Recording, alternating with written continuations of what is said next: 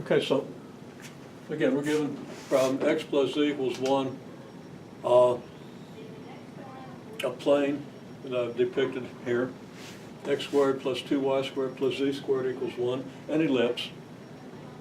Imagine a sphere that's squashed in the y direction because of the 2 there. In other words, semi-major axis is the square root of 2 over 2. In the y direction, it's 1 in the x and z directions. You slice that ellipsoid and you get something like this. Now I started to figure out the curve down here because I was thinking of volumes, which I don't need to do. We're talking about Stokes theorem, okay? So I took a wrong turn here and I did some stuff, but this is not necessarily relevant. Okay, we're trying to evaluate this integral over this curve of intersection of these two surfaces, okay?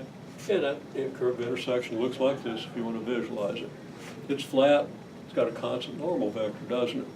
Because it's part of a plane, okay? And that's going to be very handy. So here's your curve of intersection. Now this is your integral of f dot dr that we're going to compare with the integral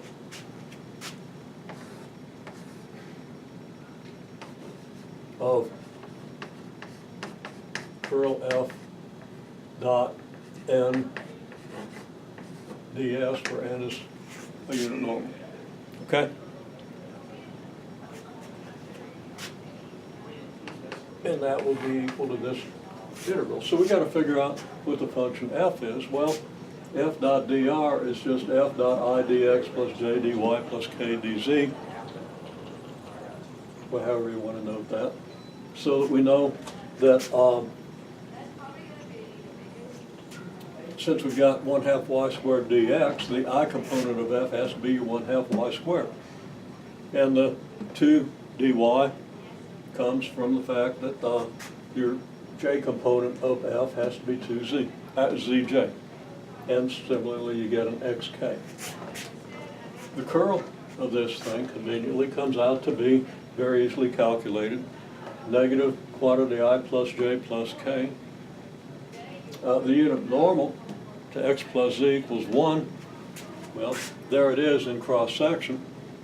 And just the xz plane, and it's the same for all y values. You have equal I and j components normal to this thing. So the outward normal, the normal outward away from the surface, is going to be I plus k. Make it a unit normal by dividing by square root of 2. So curl of f dot n is this. Okay, so now all we have to do is multiply this by the area of this region.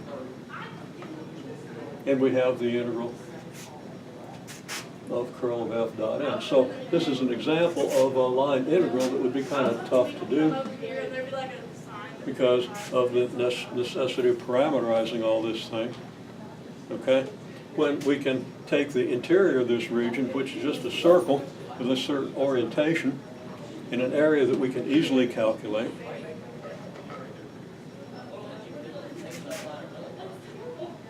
in order to integrate a constant curl of f dot n, okay, by just multiplying a constant value by the area of the circle, okay, or the ellipse, okay. Okay, so just an example of how you can evaluate one of these integrals by evaluating the other. A lot less hassle. Not that you couldn't do this, not that you couldn't parameterize this thing, but you can really shortcut it.